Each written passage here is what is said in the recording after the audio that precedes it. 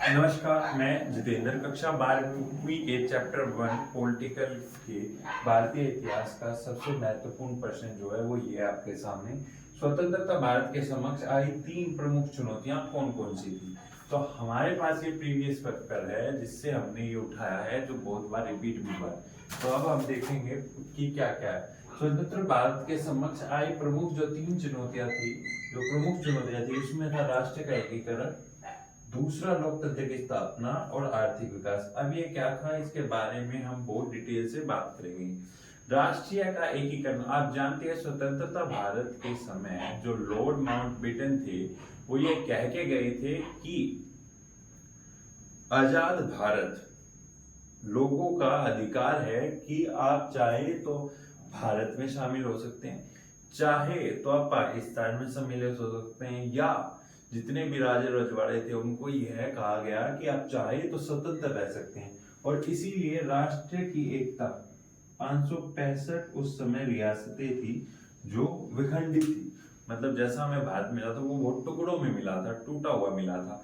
और इसी में आप जानते हैं जो लौह पुरुष है सरदार वल्लभ भाई पटेल, उन्होंने एकीकरण का काम किया, इन सभी रियासतों को जा जाकर माना। अब इसमें राष्ट्र के एकीकरण में जो सबसे प्रमुख 3 जो राज्य हैं जिन्होंने हमारे सामने सबसे बड़ी दिक्कतें पैदा की वो था जूनागढ़, उसके बाद हैदराबाद का निजाम जो आप जानते हैं, तीसरा जो है इसमें वो है कश्मीर जो आज भी हाल ही में भी मुख्य बना हुआ। अब लोकतंत्र की स्थापना अपने आप में यह एक बहुत बड़ा प्रयोग था कि भारत में एक ऐसा भारत जो अलग भाषा, संस्कृति, अलग लोगों से घिरा हुआ है, उस भारत में आप लोकतंत्र कैसे स्थापना करेंगे जहां की ज्यादातर जनसंख्या अनपढ़ है। तो ऐसे में यह बहुत कठिन समय था कि लोकतंत्र की यहाँ स्थापना की जाए, प्रयोग किया जाए, जो कि आप देख रहे हैं पिछले 76 वर्षों से लोकतंत्र यहाँ बहुलाल है। मतलब जो लोकतंत्र है वहाँ यहाँ उसकी स्थापना बहुत अच्छी से। जबकि अगर हम पाकिस्तान में देखेंगे तो वहाँ लोकतंत्र की जो स्थिति है वो परिवर्तित होती रहती है, वहाँ जो सैन्य शासन है वो उस पर अपना कब्जा कर लेता है। अब आर्थिक विकास, आजाद भारत के साथ सबसे बड़ी जो समस्या थी वो थी शरणार्थियों की समस्या।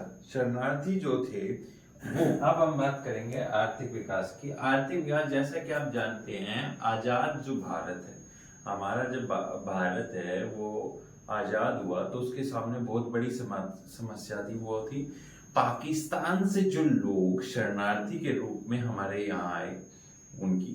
उसके बाद एक जो देश होता है उसको चलाना इतना आसान नहीं होता, उस बड़ी मुश्किलात होती है, उसके रख रखाव, उसके कुछ खर्चे होते हैं। तो अब इन सब के लिए क्या किया जाए, अब इसीलिए आर्थिक विकास में हमें किस पर जोर देना है उस पर। तो ये एक बहुत बड़ी समस्या थी आजाद भारत के सम्मुख कि यह देश कैसे चलेगा।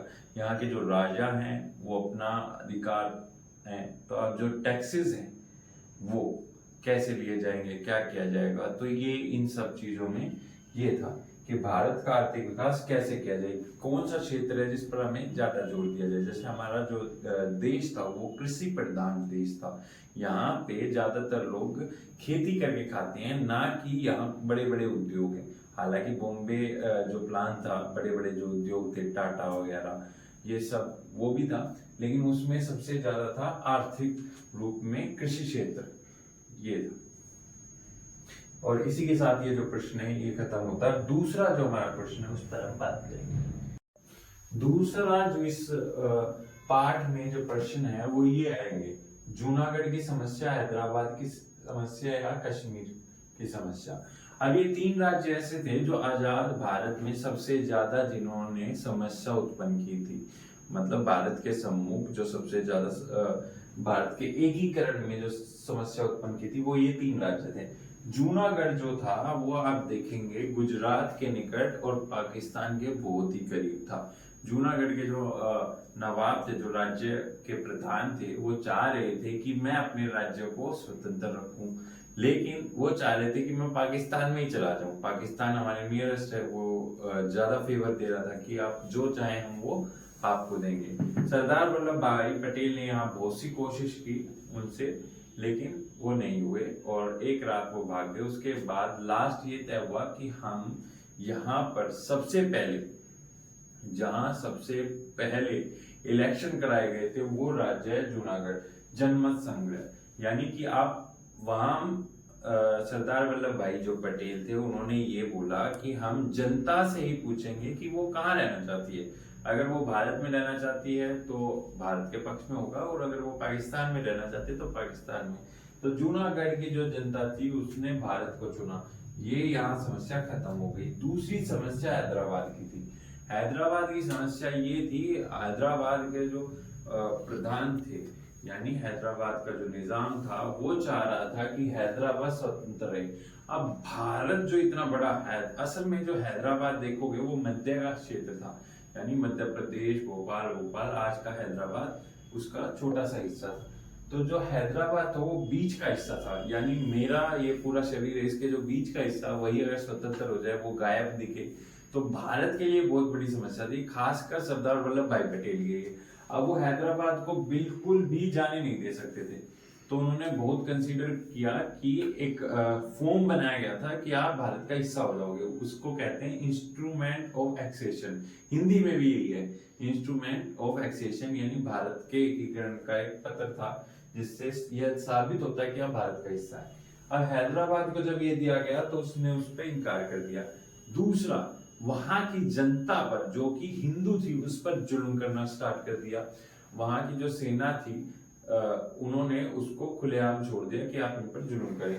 उसके तुरंत बाद हैदराबाद पर भारतीय सेनाओं ने कब्जा कर लिया और वहां के जो निजाम थे उनको हटाकर भारतीय जनता को उनसे मुक्ति दिलाई, और ये भी समस्या यहाँ खत्म होती है। तीसरी जो सबसे बड़ी समस्या है कश्मीर की, जिससे आज भी हम जूझ रहे हैं, इस पर हम बहुत गहराई से बात करेंगे।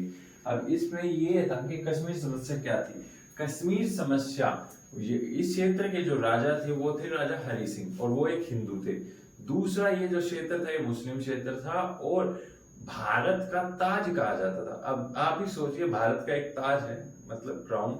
अब इस क्राउन का जो लीडर था वो था हरि सिंह, राजा हरि सिंह एक हिंदू थे, और वो चाह रहे थे कि कश्मीर भी स्वतंत्र रहे। लेकिन समस्या ये थी कि कश्मीर स्वतंत्र रह नहीं सकता था। पाकिस्तान सोच रहा था मैं इसे अपने हिस्से में जोड़ लूं, तो उसने क्या किया, अपनी सेना को यहाँ से भेज दिया। पीओके, जो आज के समय आप देखते हैं, पीओके जो सुनते होंगे, पाक ऑक्यूपाइड कश्मीर, यानी पाकिस्तान का अधिग्रहण क्षेत्र जो कब्जाया गया है। अब इस कब्जाए हुए क्षेत्र पर उसने अपनी सेना को भेज दिया और वो आगे आगे बढ़ा रही थी। श्रीनगर को जोड़ने वाला एक लोहे का पुल था बहुत बड़ा, वहां तक सेना पहुंची नहीं वाली थी। तो जो वहां के सुप्रिटेंडेंट ऑफ कमांडर थे या मिलिट्री हेड थे, उन्होंने उस पुल को, वो जो ब्रिज था उसको धमाके से उड़ा दिया, जिसके कारण क्या हुआ, ये जो रास्ता था इन्हें 2 दिन का समय मिल गया। अब 2 दिन के समय में जो हमारे सरदार वल्लभ भाई पटेल थे, सेना भेजकर हम मदद कर सकते थे। राजा हरि सिंह ने मांगी भारत से मदद की, भैया मदद करो। तो उन्होंने कहा कि हम आपकी मदद नहीं कर सकते। जो उस टाइम भी जो हुक्मरान थे ब्रिटिश के, लॉर्ड माउंटबेटन, उन्होंने कहा कि हम ऐसी मदद नहीं कर सकते। आप आधिकारिक तौर पर यह साइन कर दीजिए कि मैं भारत का हिस्सा हूं। तो उन्होंने कुछ खास चीजों पर तय हुआ कि हाँ, हम आपको कुछ स्पेशल कंडीशन देंगे जिससे वह भारत में सम्मिलित हुआ। और इसके उपरांत भारत जो था वहां पर सेना उन्होंने भेजी और उनकी मदद की। राजा हरि सिंह ने अंतिम रात में सोने से पहले ये खुद कहा कि अगर भारतीय वायुसेना के जहाज अगर ना दिखे तो मेरे को उठाना मत, सीधा गोली मार देना। कारण ये था क्योंकि सेना आगे बढ़ चुकी थी और वो जानते थे अगर श्रीनगर, जो आप जानते हो आज का जो श्रीनगर है, अगर वहां तक सेना पहुंच जाती तो वो सब कुछ तबाह कर देती। पाकिस्तान की जो ये सेना थी, ये कबीलाई समुदाय की सेना थी, ऐसी सेना थी जो जहां से गुजर रही थी लूट मार रही थी, काट रही थी, मतलब औरतों पर बहुत अत्याचार कर रही थी और हर चीज को तबाह करते हुए जा रही थी। हरि सिंह इसी को देखकर डर गया था कि अगर ये पहुंच गई तो खत्म हो जाऊंगा और पाकिस्तान में मैं जा नहीं सकता, क्योंकि वो हिंदू थे और वहां की जो मुस्लिम जनता थी उनके साथ वो भेद करते थे। तो इसी वजह से, लेकिन हमारे श्री माननीय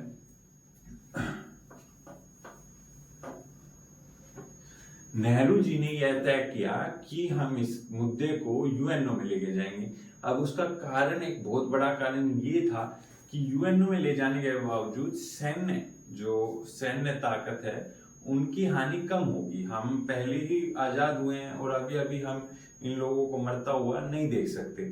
मतलब हमारे जो भारतीय सेना है उनका बहुत नुकसान होता, तो वो किसी भी प्रकार के खून खराबे से बचना चाह रहे थे, इसीलिए वो यूएनओ में लेके गए। और यूएनओ में भी पाकिस्तान की तरफ जो फैसला था वो भारत की तरफ आया।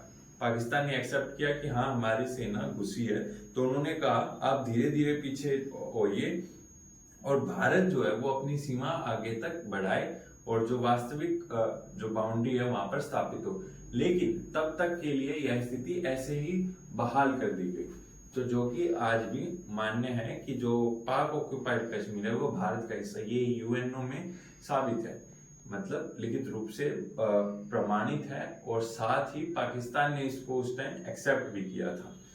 तो यहाँ पर ये प्रश्न खत्म होता है। इस चैप्टर की यह 2 मुख्य प्रश्न है और जरूर करके आइए और नीचे बेल आइकन को दबाएं और सब्सक्राइब जरूर कर दें। धन्यवाद।